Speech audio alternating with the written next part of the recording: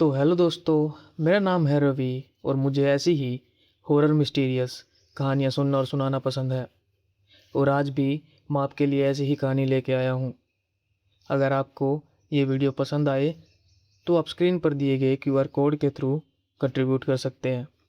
आपका कंट्रीब्यूशन मुझे एक बेहतर वीडियो बनाने में और मेरे कंटेंट को एक लेवल ऊपर ले जाने में हेल्प करेगा। अब ज़्यादा समय वेस्ट ना करते हुए बढ़ते हैं हमारी स्टोरी की तरफ।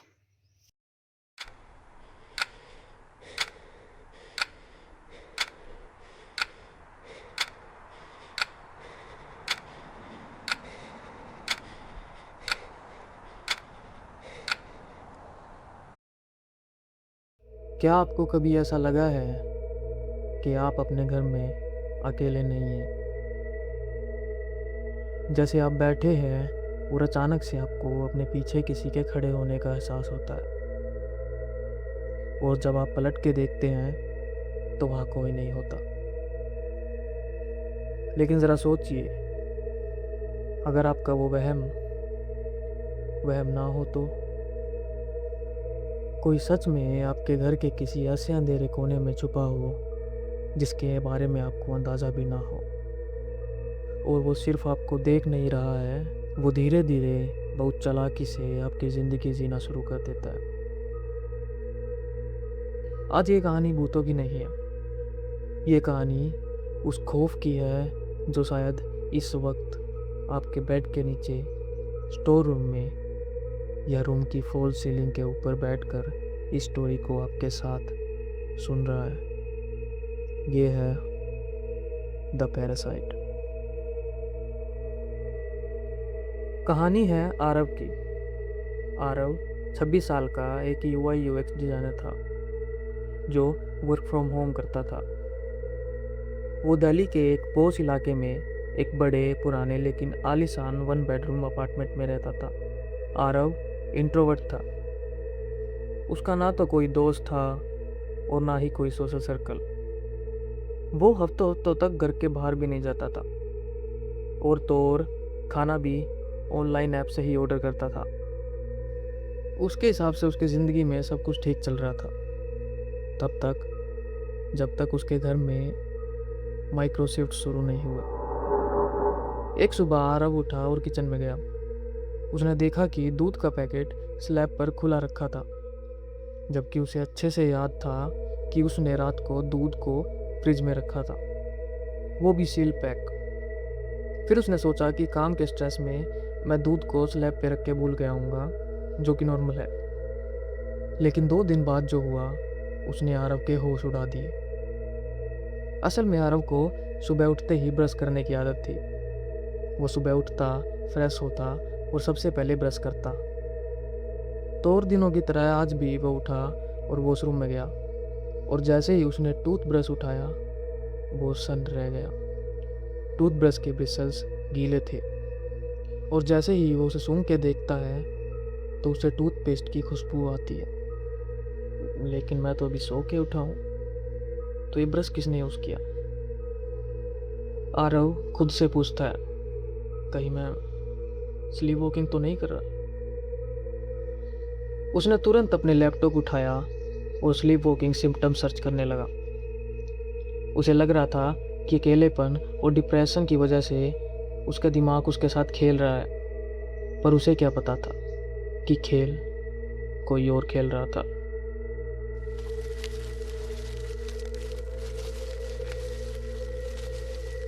दिन बीतते गए और घटनाएं और डरावनी होती गई। आरव जब भी रात को सोता तो उसके मोशन सेंसर वाले कैमरे अपने आप ऑन ऑफ होने लगते। कभी कभी उसे अपने कमरे में बहुत ही तेज़ और सड़ी हुई बदबू आती, तो कभी अजीब सी आवाज़ें। एक रात ठीक 3 बजे आरव की नींद खुली।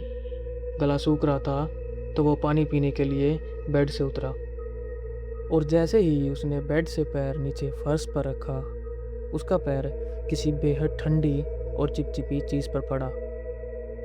उसने जैसे ही फ़ोन की फ्लैश ऑन करके देखा तो फर्श पर थूक पड़ा था, बहुत ही गंदा और गाढ़ा थूक जो अभी भी गीला था। आरव का सब्र टूट गया था। वो चिल्लाया, कौन है? बाहर निकल, वरना वरना मैं पुलिस को बुला लूँगा। लेकिन पूरा घर खामोश था। मेन डोर लॉक था, खिड़की पर लोहे की रेलिंग लगी थी, तो किसी के बाहर से आने का तो सवाल ही पैदा नहीं होता था। आरव को पता नहीं चल रहा था कि हो क्या रहा है। चीज़ें अपने आप मूव हो रही हैं, उसको अजीब अजीब आवाज़ें आ रही हैं, पर उसको दिख कोई नहीं रहा। आरव एक नॉन बिलीवर था, इसलिए उसने पैरानॉर्मल एंगल के बारे में कभी नहीं सोचा। लेकिन वो ये सिलसिला बंद करना चाहता था। वो चाहता था कि सब कुछ बिल्कुल पहले जैसा हो जाए, और इसी डेस्परेशन में वो एक साइकियाट्रिस्ट के पास पहुंचा। डॉक्टर ने उसकी बात सुनी और वो इस कंक्लूजन पे पहुंचे कि आरव हाइपर विजिलेंस और आइसोलेशन साइकोसिस का शिकार है।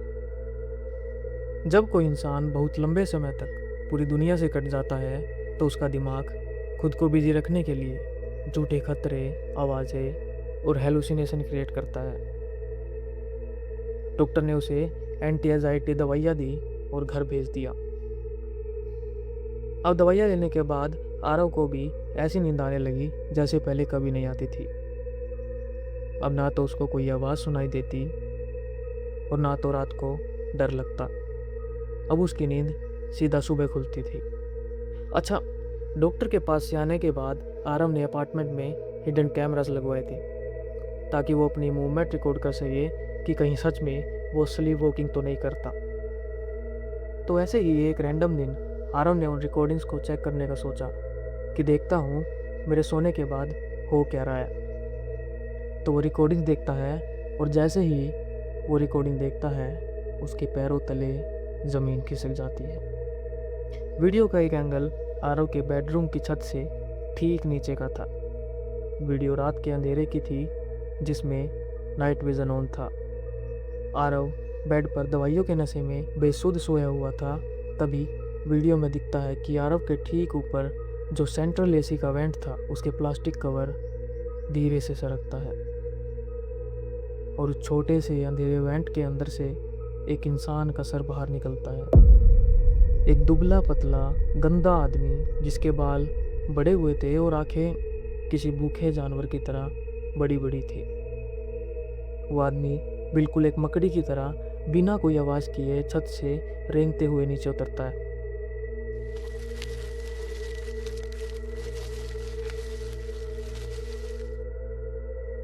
वो सीधा आरव के पास जाता है और घंटों तक बिना पलक झपकाए आरव को देखता रहता है। फिर वो आरव के साइड टेबल से पानी की बोतल उठाता है, उससे पानी पीता है, और वो सारे काम करने लगता है जो एक आदमी अपने घर में करता है।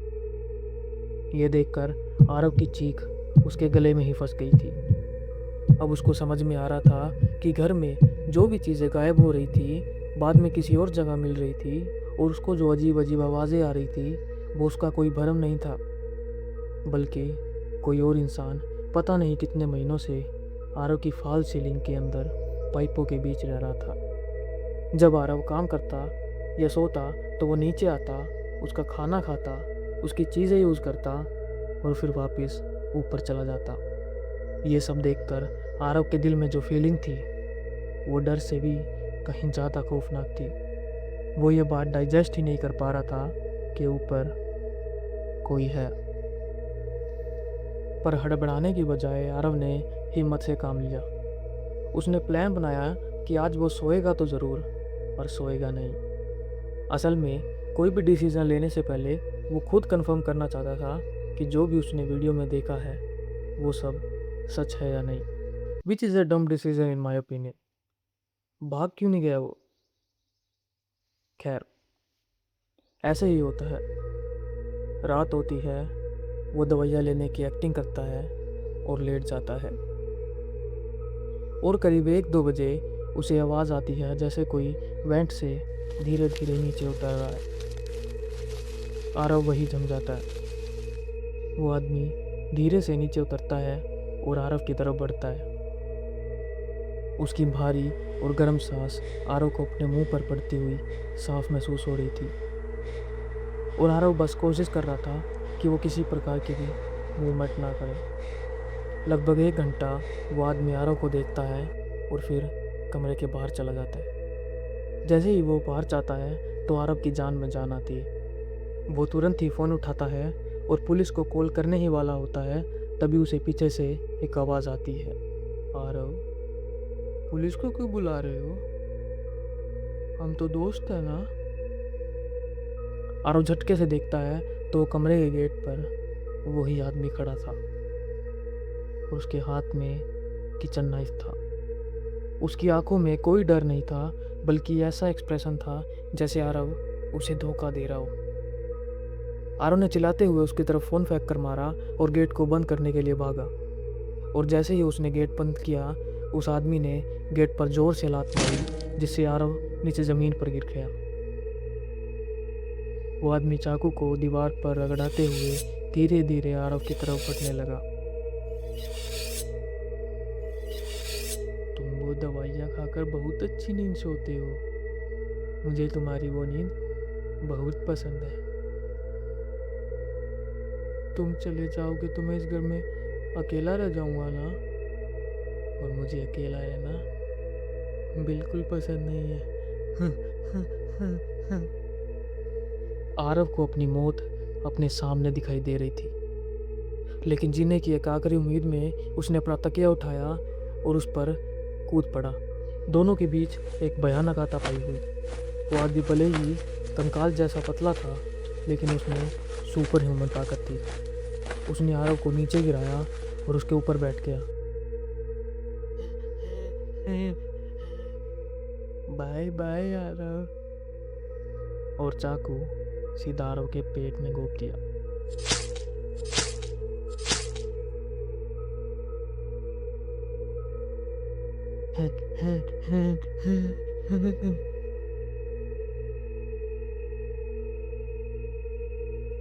चार दिन बाद दिल्ली पुलिस ने आरव के फ्लैट का दरवाज़ा तोड़ा, क्योंकि पड़ोसियों को वहाँ से किसी चीज़ के सड़ने की बदबू आ रही थी। जब पुलिस आरव के कमरे में घुसी तो वहाँ का नज़ारा रोंगटे खड़े कर देने वाला था। फर्श पर आरव की लाश पड़ी थी, जो कि सड़ चुकी थी। पुलिस ने तुरंत जांच शुरू की और जांच में फूल सिली के अंदर उन्हें एक छोटा सा गद्दा, आरव की कुछ फ़ोटोज़ और एक डायरी मिली। उस डायरी में पिछले 6 महीने का पूरा रिकॉर्ड था कि कब आरव उठता है, कब सोता है और एक दिन में क्या क्या करता है। सब लिखा हुआ था। लेकिन कहानी का सबसे खतरनाक मोड़ तब आया जब फोरेंसिक टीम ने उस डायरी पर मौजूद उंगलियों के निशान चेक किए। वो किसी और के नहीं, बल्कि खुद आरव के थे। और साथ में ही पुलिस को वो रिपोर्ट भी मिली जिसमें डॉक्टर ने आरव को एंटी डिप्रेसेंट दवाइयाँ लिख रखी थी। ये सब मिलने के कारण और किसी बाहरी इंट्रूडर के सबूत ना मिलने के कारण पुलिस इस कंक्लूजन पर पहुंची कि आरव ने खुद की जान ली है।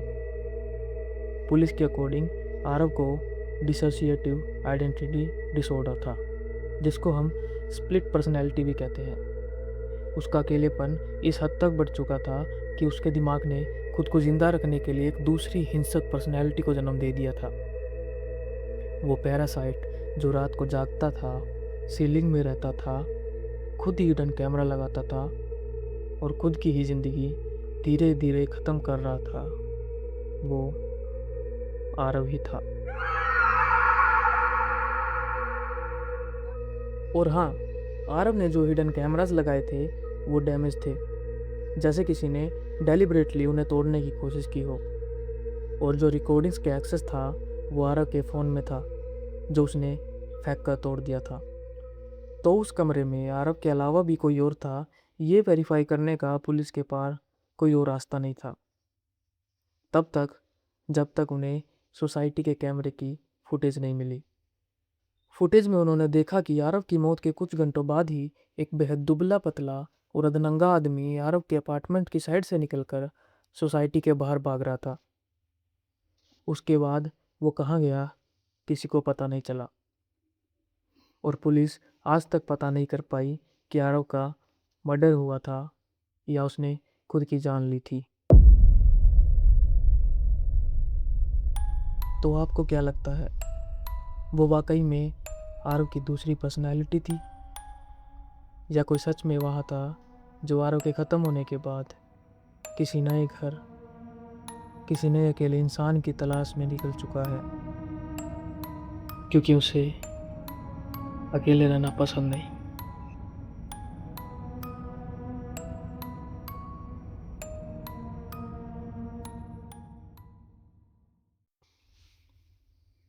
तो दोस्तों, आपकी स्टोरी के बारे में क्या विचार है, आप कमेंट सेक्शन में लिख कर बता सकते हैं। और अगर आपको ये कहानी पसंद आई हो तो आप वीडियो को लाइक कर सकते हैं और मेरे चैनल को सब्सक्राइब कर सकते हैं, ताकि आप तक ऐसी कहानियाँ पहुँचती रहे। और अगर आपके पास भी ऐसे ही रियल हॉरर इंसिडेंट है या फिर इंटरेस्टिंग कहानी है, तो आप मुझे भेज सकते हैं इंस्टाग्राम के थ्रू या फिर जीमेल के थ्रू, जो कि डिस्क्रिप्शन में है। मैं आपकी कहानी को मेरे अंदाज में इस चैनल पर सुनाऊंगा। मेरे चैनल को इतना प्यार देने के लिए शुक्रिया, और मैं मिलता हूँ आपसे अगली वीडियो में।